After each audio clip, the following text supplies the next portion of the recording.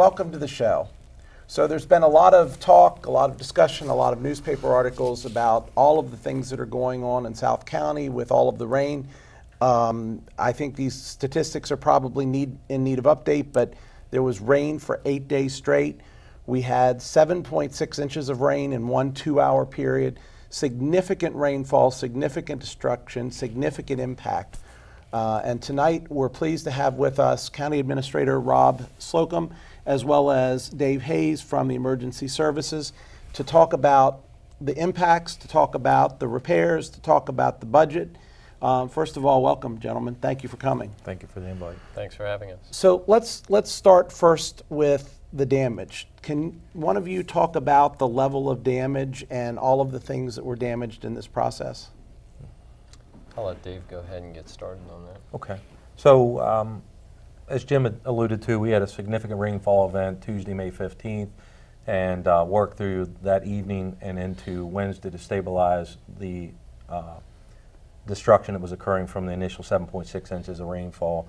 During that initial event, we had many roads, probably over 50% of the road structures in South County in some way that were not passable, either through flooding or destruction of the actual roadway and or bridges, culverts, and things alike.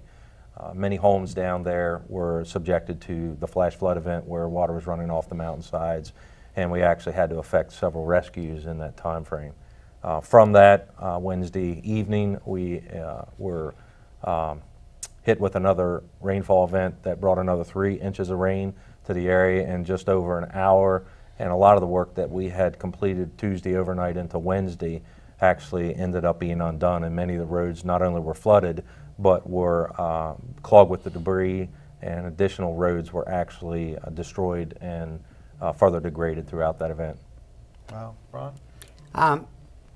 How do you determine now, with all that was done, the damage, how are you going to prioritize? And I'll use as an example, Chestnut Grove Road is a perfect place to get out Chestnut Grove Road from Harpers Ferry Road, Hoffmaster Road, and those roads to get out, to get over ultimately through Trigo Mountain Road, Trigo Road, over to 67, and then to Knoxville or over to Virginia, West Virginia. How will you prioritize where you make the initial repairs to get people to their destination? Go ahead. So initially, while Dave was front and center on this, it was obviously keeping Harpers Ferry Road and whatever roads could be maintained open for rescue. Then as the waters receded, keeping those roads open, because there's only 2 routes in and out of that area, was essential that we do everything possible to protect those 2 routes primarily. And then, quite frankly, what's happened is the roads and anything that can be opened up in a timely manner becomes the first priority. ADT, which is average daily traffic, does have some bearing on it. If we had one that's 1,000 where another one is 200 vehicles, that might have some bearing on it. But the fact of the matter is the Highway Department, even our Environmental Services Department, has worked diligently, probably 16-hour days, at one point even more than that, to get what could be opened. And so if they could restore, for instance, Hoffmaster Road, just by putting in some gravel along the shoulders, then that's what they did. They didn't say this road is more important than this road necessarily, other than let's be absolutely sure that all residents can get to and from their house first. That was most important. So I think the other thing that you just said that is interesting to me is the fact that on some of these cases, it's not about the fix, it's about the Band-Aid for now. It's about getting the roads passable, and then we've got to go back and fix them. I assume that's not the cases where bridges are involved, just from a safety perspective. I do have to give a large shout out to our folks, all staff involved, that particularly at Highway and Engineering. That road at Valley Road, with the historic bridge, single arch bridge, fairly small, but completely wiped out as far as the asphalt near it. Sheets of asphalt, some as big nearly as this room, downstream. Wow. Yet they were able to come in and restore that because Garrett's Mill is here and Valley's here. they were able to restore Valley, so there was a way in and a way out. And So you can now get in and out of Valley. Yes. But you can't get down Garrett's Mill. Can't go down Garrett's Mill. No. So the impact on the residents, I mean, are they able to get in and out now? Is that a fair statement? Yeah, using public roadway infrastructures, all residents that we know of are able to transverse freely to and from a destination, many with significant delay, but they are able to transverse. Now, the question that might be posed and is more difficult to answer is what residents still are affected by driveway structures that have been destroyed or severely damaged that are outside of the county's purview and initial responsibility to repair. Because at this point, and I think the administrator would agree, we have all resources concentrating on restoring the public infrastructure relative to roadways and bridges. And it's significant, and it's all hands-on and has been since Tuesday evening at about 8:30. Do we have some sort of number? Obviously, a lot of destruction over a large area there. Do we have a number on the amount of people who were affected by this and are having to deal with the fallout, whether that's actual physical damage to their property, like you were saying with driveways, or whether it's just the fact that they have to detour to get to work, to see their family, those kinds of things? Right. So what we know is there are about 1,580 residential structures in the area that we would call affected by the flood, which is a line that goes across the southern tip of Washington County. And in those residents, there are about 4,600 people that live there. So that's the numbers that we would put out initially that had some effect in varying degrees. It could be from a minor insignificant issue where they just had some debris cleanup in their yard but had no structural damage, and even potentially have no detour because, again, if you live up Harpers Ferry Road and that's your normal way out of there, there's not a big impact to that. But there are other folks that have had significant changes in their life and their lifestyles, and that might be from school children that have to be taken to bus stops twice a day, and if you have two kids that might be in differing times to and from school, not only do you have to move a child, but you have to move two childs twice a day, two different times, or it can be an extended commute. And the example I use, which was one of the things that was not apparent to me in the early stages of this, was something that I thought was as simple as U.S. mail service, but it's not really that simple. And one lady had written an email that we responded to identifying she had almost a 25-mile detour one way to pick up her mail. Well, that's a 50-mile detour, probably on those roads an hour, hour and a half once a day to go get something as what it would appear to be as innocuous as the U.S. mail service. So that's when we started looking down really at granular things that changed people's life. UPS, FedEx, all those delivery services. Do elderly residents or even younger residents that might get their meds through the mail service, that's interrupted. All of those things had to be considered and looked upon, and we really dug in and tried to figure that out and plan a path forward. And some things we could change, some we couldn't. But the things we could change, as the administrator talked, even in the roadway structures, we changed quickly, and the other things are just going to be a planning and a recovery period that is yet to be completely defined. So the news cycle moves on, and there's no keeping the media's attention for any long period of time. And to a large degree, it's moved on from this at this point.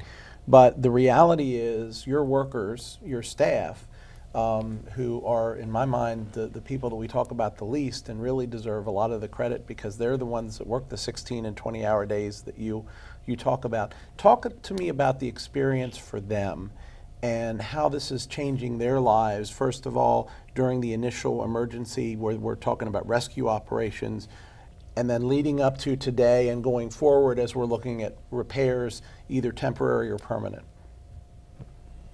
You want to touch on it? So, it obviously started with Dave's staff, emergency management, and then to highway department. Then our engineering department got involved, and we have construction administration who comes in and does safety checks for the houses where people have requested those.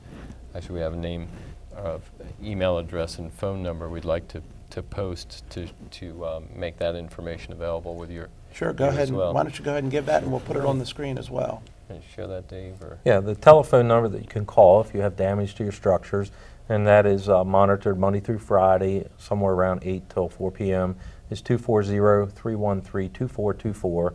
And then if you're able to use email or you prefer to use email, we have County Flood Assist at washco-md.net.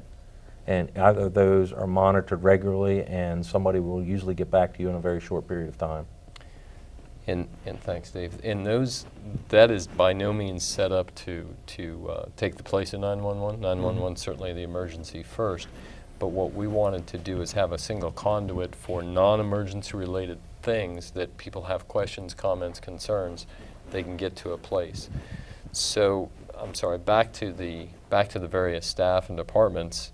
They have been, Dave knows firsthand, I think at one point several days into this had about 10 hours of sleep, and this was maybe 4 days after the fact. So it has been very difficult, yet each one of them were so proud, the ladies and gentlemen that we dealt with, so proud of what they've done and trying to help the help citizens, and I know the board was very thankful of their work, as was I. Now we're getting into a different phase of it, which is probably more regular business hours.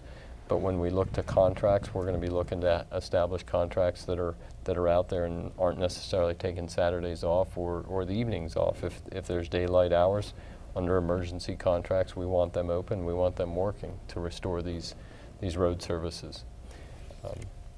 Can you address somewhat where Harpers Ferry Road goes down to Sandy Hook, and there at the railroad tracks that come across from Harpers Ferry, you've got Maryland Heights. Is there issues there with the Park Service that's going to be long-term, that's going to need major repair, or is it not as bad as it was originally thought?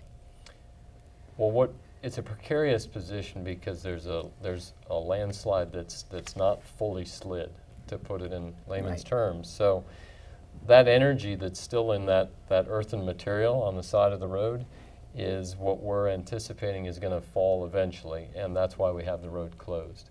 We have worked with the National Park Service, and I want to go back to Thursday's public meeting.